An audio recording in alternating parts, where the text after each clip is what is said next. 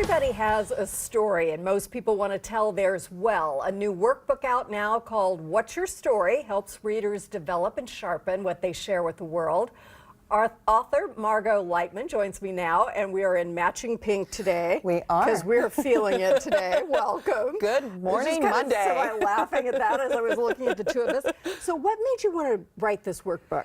Well, I had been asked a lot. I wrote a book before this called Long Story Short, which instructed people how to tell stories. And then people thought, now okay, I know how to do it, but I need some prompts, I need some guidance in order to be able to have more ideas. Because it's kind of abstract at first. People don't want to tell bad stories. You know, we've all been stuck with the long story, the boring story, the whatever it was story.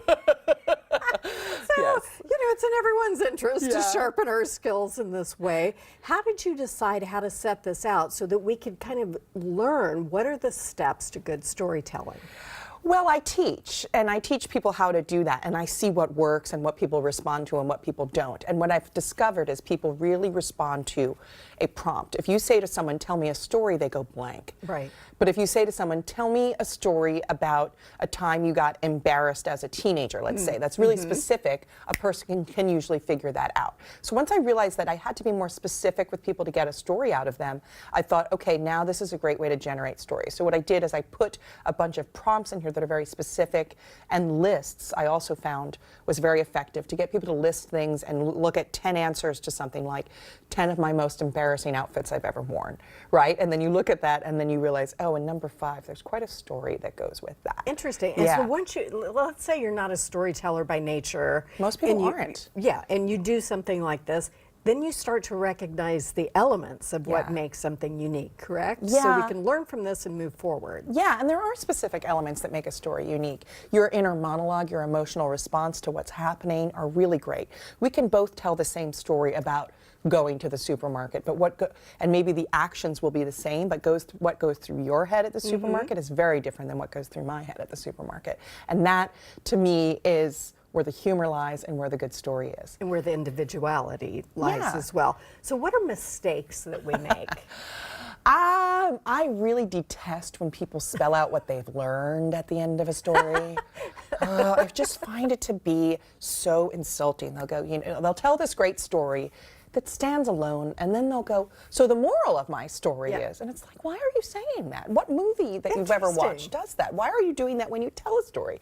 When you watch a story, no one's doing that. So that drives me crazy, I would say, is a big mistake. So drop that out of your habits right now. Drop it out. I mean, yeah. What about the start of a story? I think people become very grandiose at the beginning of a story.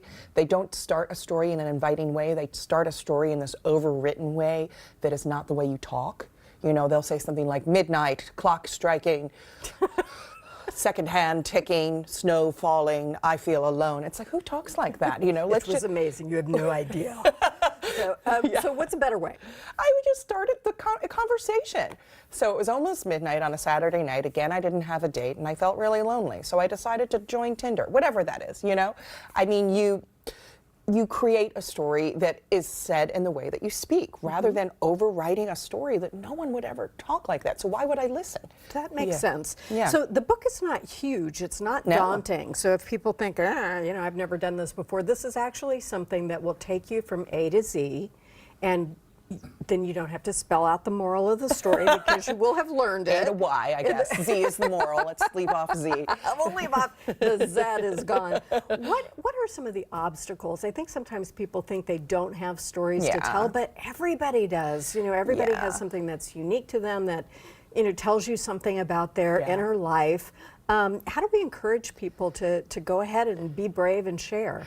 Well, you don't have to be interesting to tell a good story. You don't have to have had a crazy life. You just have to care about what happened.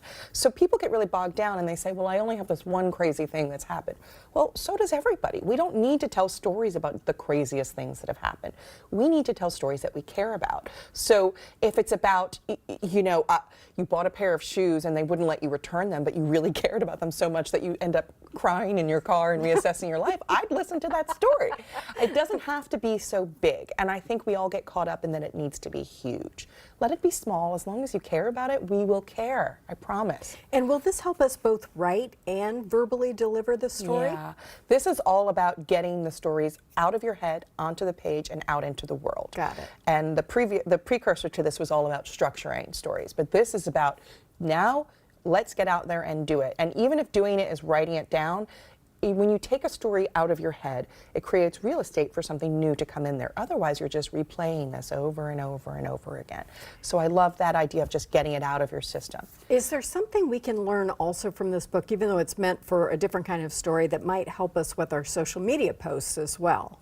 I mean, I've had a lot of people that respond very well to that. I'm not the hugest social media person myself, but I have had many, many people say this has helped me in the way that I portray myself. It's helped me with my YouTube channel. Many YouTubers really respond well to the way that I teach people to tell a story, because I'm all about getting things down, brevity. I'm about, getting things concise and effective, which honestly for social media, YouTube, etc., is very necessary. When you work with people and you say, well, talk about something you care about, I mean, so I immediately start to think, is what I care about that interesting? So, I mean, we all have trouble getting over that hump of just, it doesn't, you don't have to be Bill Gates, you don't have to have jumped out of an airplane, you just, need to sort of dig around in the things that move you, that you find humorous, etc. Yeah, well, I'm saying that when I give a prompt, I get overly excited by blank, write that down. And then when you think about it in those terms, for me, my answer is a good pen, right? And I could tell you so much about how I feel about a good pen. Right. And I could make that interesting if I really were to take the time and think about what's the furthest I've gone for the good pen, or the to be frank, the worst I've responded to my husband losing my good pen. Oh dear. And how did that escalate? Is he still around? He's still around. Okay, good. He survived the great pen debacle. Oh gosh, that was, but I'm just saying, in 10 seconds I got to a story, you know what I mean? So instead of phrasing like, what do I care the most about, which is intimidating, it's more, hey, what do I get overly excited about? That's a good way to put it. Yeah. That's a very good way to put it. There are, I think, some amazing psychological benefits to telling your story and to hearing other people's story. Obviously, you think so too, or you wouldn't be helping people to locate them. Exactly. So talk to me a little bit more about what happens and why we connect so much to the first person story. Well, there have been many psychological studies saying exactly what you're saying. I'm not in the field of psychology, but I did read a giant medical paper on it. So there have been studies, so you're right on there with that. But I do think that a person feels free. Sometimes a tragic story, which I've worked with, I have a comedy background, but I work with some people on tragic stories that they need to get out there, that they feel like it's out of my system and I can now start to move on. I'm a very big advocate of telling a story once you are ready to tell it, not while you are still processing it. Interesting. So while you're still processing it, it's not a good time to get on the stage and start sharing it at a local storytelling night. But when you feel like you have some distance, perspective, and you can start to get through it without completely breaking down, that's the time. In terms of writing it in here, any time is good for that. But in terms of the actual performance, you always have to remember this is entertainment. And people are coming here to be entertained. And if I can't get through this story, that makes everyone uncomfortable. And that's the opposite of what we're trying to do. But I have seen people's lives transform, and I write a bit about that. By telling their story. Oh, and then the other half of that is, let's be good listeners. Yeah. That's a really important thing. And we're all working on it. But my job, when I'm listening to students, I write down everything I can so I can actively give them feedback and everything, and I encourage you, if you can't remember it here, write it down so you can be a good listener and you can remember what people have said to you, because it really matters. Yeah, and receive it. Thank you so very much. Thank you.